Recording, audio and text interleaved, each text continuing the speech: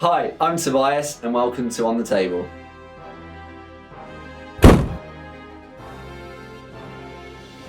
Now I chose the Japanese because I think they're a very interesting air force.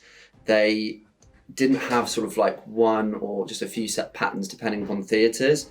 They tended to have a large variety of different colours. So as you see with some of them, I've got white planes, which are primarily used by the Navy, as well as green planes, which are primarily used by the army as well. But then they also had some real crazy variations, so sort of like my silvery green ones. But yeah, I just think the Japanese have got real interesting character in terms of how they painted their planes, as well as also the way they play in the game. So it was kind of a bit of a mixture of both for me. This was quite a quick project for me. I started with the Raidens as our store manager suggested that we do a squadron each for Air Month, as Warlord Games has just done our Air Month recently. And these 7 planes took me a total of about 2 hours, about an hour to paint them and about an hour to put the decals on. And as soon as you put the decals on, it really brings the planes to life. Same for the Zeros. So I've done Zeros in 2 different schemes, in the white and in the silver, like I said earlier. But again, they took me less than 2 hours each. So in total, to probably do about 18 to 20 planes took me about 3 hours. So Blood Red Skies is a very quick project to get into. It's actually really difficult to say what my favourite paint scheme is for these guys. I think the white of the Navy that you often see in films like Tora, and I think that was the right number of Toras, and also Pearl Harbor. You see that white is really sort of crisp and clear, but then you also see in other films the green's beautiful as well. But there's something about the silver with sort of the green speckling, the green sort of camouflage pattern. It's something really cool that I didn't expect to see when I started researching the Japanese.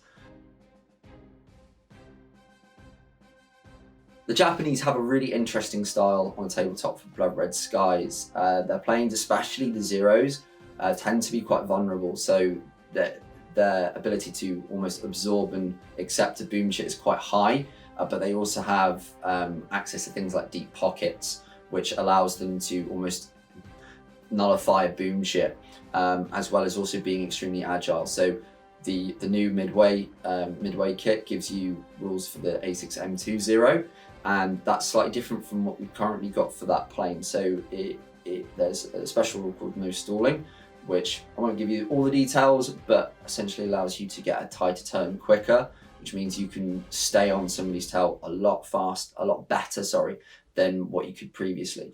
So they're planes that tend to be quite vulnerable, but you can get on somebody's 6 pretty easily, stay there, and keep firing on the enemy and boom them into submission.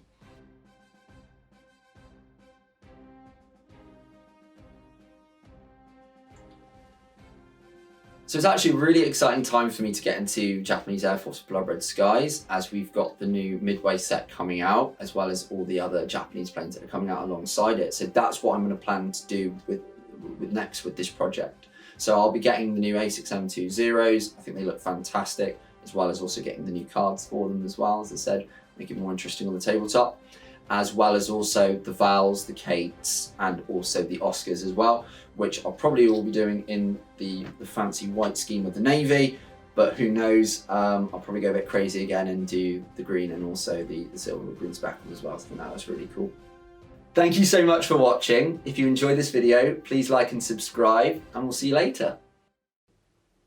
I'm also going to get the new Vals and the new case. The new Vals and the new Kates, which are in the new fancy resin, so that'll be quite exciting.